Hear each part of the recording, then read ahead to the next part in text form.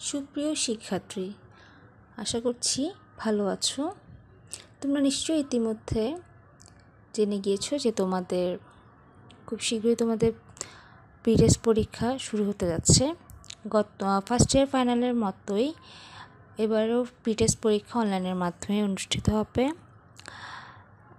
আর সেজন্য আমরা যে চ্যাপ্টারগুলো দিয়েছিলাম সেই বেসিসেই কিন্তু আমরা ক্লাসগুলো নিচ্ছি। তো তারই ধারাবাহিকতায় আজকে আমরা আলোচনা করব পরিণীত সুশাসন প্রথম পত্রের 7ম অধ্যায় অর্থাৎ সরকার কাঠামোর আরেকটি টপিক নিয়ে। চলো তাহলে দেরি না করে শুরু করা যাক। আর সেজন্য তোমাদের সাথে আছি বর্মা কলেজ থেকে, আমি রাষ্ট্রবিজ্ঞান বিভাগে প্রভাষক তানজিন সুলতানা। আজকে আমরা আলোচনা করব প্রজাতন্ত্র ও একনায়কতন্ত্র নিয়ে। আর এই আলোচনার শেষে আমরা জানতে পারবো প্রজাতন্ত্র কী, একনায়কতন্ত্র কী এবং একনায়কতন্ত্রের বৈশিষ্ট্যগুলো কী কী। তো প্রথমে শুরু করি প্রজাতন্ত্র দিয়ে। প্রজাতন্ত্র আসলে কী? আসলে প্রজাতন্ত্র হচ্ছে এমন একটা শাসন ব্যবস্থা বা সরকার ব্যবস্থা যেখানে রাষ্ট্রপ্রধান জনগণের দ্বারা প্রত্যক্ষ বা পরোক্ষভাবে নির্বাচিত হন। অর্থাৎ যে শাসন ব্যবস্থায় রাষ্ট্রপ্রধান জনগণের দ্বারা প্রত্যক্ষ বা পরোক্ষভাবে নির্বাচিত হয় সেই শাসন ব্যবস্থাকে প্রজাতন্ত্র বলে। আর এই প্রজাতন্ত্র হচ্ছে গণতান্ত্রিক সরকারের একটি রূপ। তবে এই রাষ্ট্রপ্রধান নির্বাচনের পদ্ধতিটা কিন্তু সব প্রজাতন্ত্রে কিন্তু এক ধরনের, তো সব দেশে কিন্তু এক ধরনের না।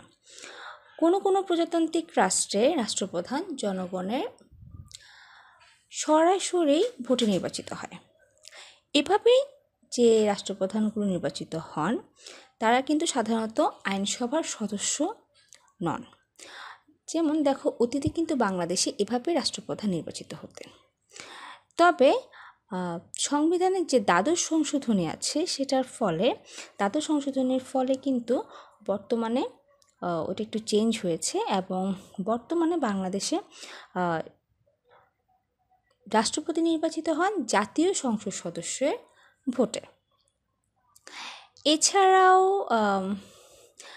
আমেরিকার যুক্তরাষ্ট্রের রাষ্ট্রপতিও কিন্তু পরোক্ষ নির্বাচনের মাধ্যমে নির্বাচিত হন। সে দেশের জনগণ প্রথমে, আমেরিকার রাষ্ট্রপ্রধান আসলে নির্বাচিত হয় কীভাবে জানো? সে দেশের জনগণ প্রথমে একটি নির্বাচক মণ্ডলী বা নির্বাচক সংস্থাকে নির্বাচন করে এবং তারাই কিন্তু পরবর্তীতে রাষ্ট্রপতি নির্বাচন করে। তাহলে এই যে রাজতন্ত্রের পতনের বা ক্রমবিলুপ্তির ফলে, মানে রাজতন্ত্রের পতনের ফলে পৃথিবীতে এখন কিন্তু গণতন্ত্রের জয় জয়কার। অর্থাৎ এখন জনগণই হচ্ছে সকল ক্ষমতার উৎস, যেটা গণতন্ত্রের মেইন যে ইয়াটা। পৃথিবীতে এখন নামে মাত্র কিছু দেশে কিন্তু নিয়মতান্ত্রিক রাজতন্ত্র প্রতিষ্ঠা আছে এবং সেখানে নিয়মতান্ত্রিক রাজতন্ত্র প্রতিষ্ঠা করে গণতন্ত্রের কার্য করার চেষ্টা এখনও চালানো হচ্ছে। তবে এছাড়া পৃথিবীর বাদবাকি সকল গণতান্ত্রিক রাষ্ট্রই কিন্তু প্রজাতান্ত্রিক রাষ্ট্র। এবার আসো একনায়কতন্ত্র নিয়ে। একনায়কতন্ত্র কি? একনায়কতন্ত্র হচ্ছে আমরা কিন্তু এর আগে যে ক্লাসে নিয়েছি সেখানে কিন্তু আমরা গণতন্ত্র সম্পর্কে পড়েছিলাম। তো এই গণতন্ত্রের যে বিপরীত যে শাসন ব্যবস্থাটা সেটাই হচ্ছে একনায়কতন্ত্র। অর্থাৎ একনায়কতন্ত্র হচ্ছে এমন এক ধরনের শাসন ব্যবস্থা যেখানে সকল ক্ষমতা, সরকারের যে ক্ষমতা আছে সেই সকল ক্ষমতা এক ব্যক্তি, একটা দল বা একজন নায়কের কাছে, মানে একনায়কের হাতে কিন্তু থাকে। এবং সেখানে এই একনায়কতন্ত্র শাসন ব্যবস্থায় কিন্তু সরকারের বিরুদ্ধে কিছু করা যায়, এবং সরকার যদি বিরুদ্ধে কিছু করে তাহলে কিন্তু সেটা কঠোর হাতে দমন করে। সেখানে সংবাদপত্রের যে নর্মালি গণতান্ত্রিক রাষ্ট্রের মধ্যে যে সংবাদপত্রের যে একটা স্বাধীনতা আছে, সংবাদপত্র সব কিছু লিখতে পারে, যে স্বাধীনতাটা যেটা দেওয়া আছে সেখানে কিন্তু একনায়কতন্ত্র কিন্তু সেটা নেই। একনায়কতন্ত্রে সংবাদপত্রের উপর কঠোর নিয়ন্ত্রণ আরোপ করা হয়।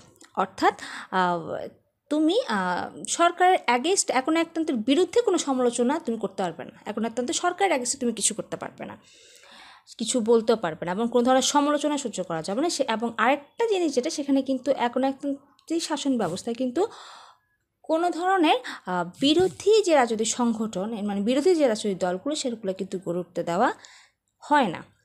এবং সেই জন্য অধ্যাপক নিউম্যান বলেছেন, তার মতে তিনি একনায়কতন্ত্র বলতে বুঝিয়েছেন যেখানে এক ব্যক্তি বা গোষ্ঠী রাষ্ট্রের সকল ক্ষমতা করায়ত্ত করেন এবং বাধাহীন ও একচেটিয়াভাবে তা প্রয়োগ করে থাকে। এছাড়াও রজার স্ক্রুটন একনায়কতন্ত্র সম্পর্কে বলেছেন।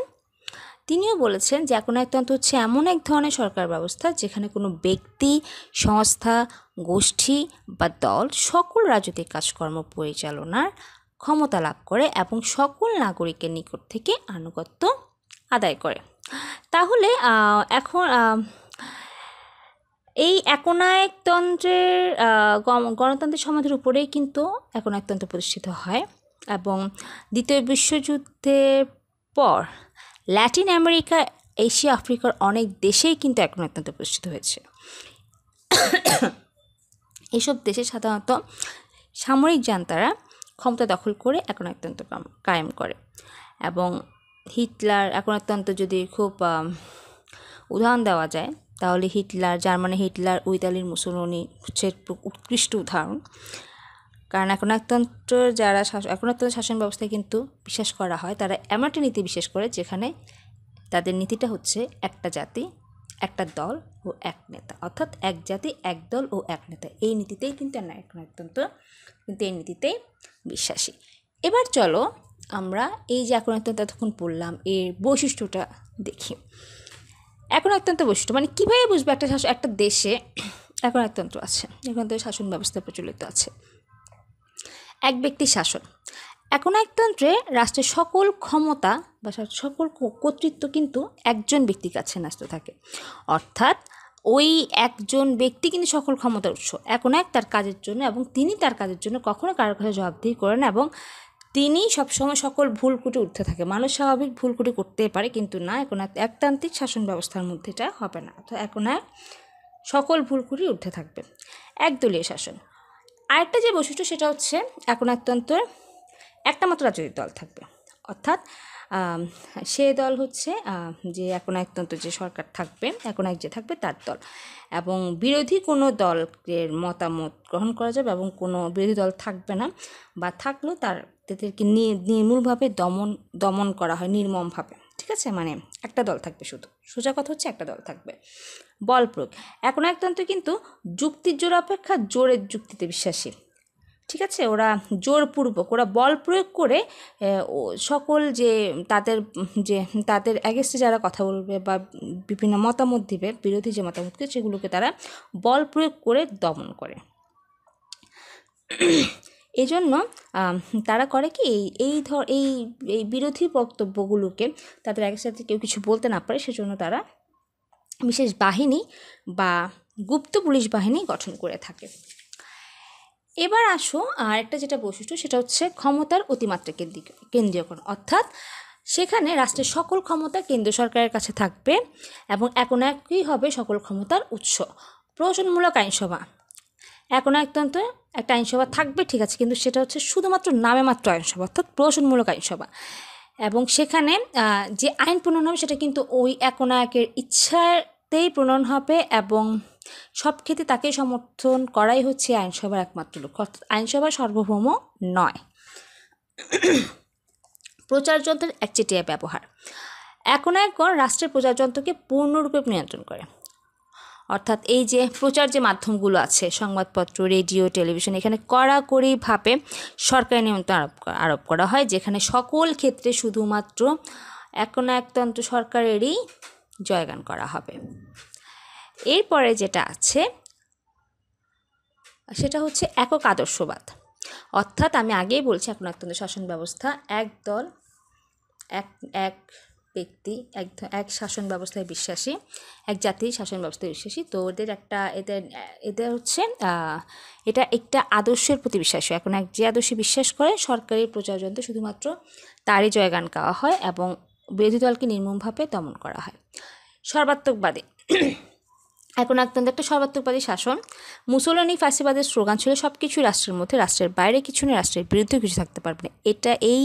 একনায়কতন্ত্র হচ্ছে একনায়কতন্ত্র রাষ্ট্র হচ্ছে একটি সর্বাত্মক প্রতিষ্ঠান, যেখানে ব্যক্তি ও সমাজের সকল দিক রাষ্ট্র কর্তৃক নিয়ন্ত্রিত হয়।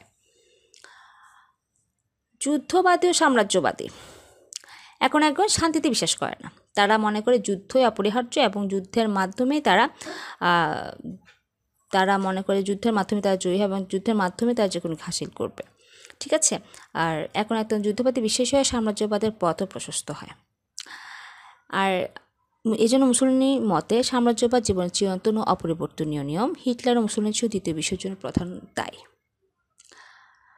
শান্তি ও আন্তর্জাতিকতার বিরোধী এখন একতন্ত্র কখনোই শান্তি পছন্দ করে না এবং তারা আন্তর্জাতিকতায় বিশ্বাস করে না। মুসলিন আন্তর্জাতিক শান্তিকে ভীরু স্বপ্ন বলে উল্লেখ করেন। বিশ্বশান্তির প্রতি হিটলারের ঘৃণা সর্বজন বিদিত। উগ্র জাতীয়তাবাদ এখন একতন্ত্র শাসন ব্যবস্থায় তারা এখন একতন্ত্র উগ্র জাতীয়তাবাদে বিশ্বাসী। তারা এক জাতি, এক নেতা, এক দেশ, এটাই হলো একনায়কতন্ত্রের মূল কথা। হিটলার মনে করতেন জার্মান জাতি শ্রেষ্ঠ, সুতরাং তাদের অধিকার রয়েছে পৃথিবীকে শাসন করার মতো। ব্যক্তি স্বাধীনতা গণতন্ত্র বিরোধী এটা ব্যক্তি স্বাধীনতা গণতন্ত্রের বিরোধী। এরা মনে করে ব্যক্তির জন্য রাষ্ট্র, রাষ্ট্রের জন্য ব্যক্তি। এরা ব্যক্তি স্বাধীনতার বদলে ব্যক্তি পূজা ও রাষ্ট্রের পূজাকে উৎসাহিত করে।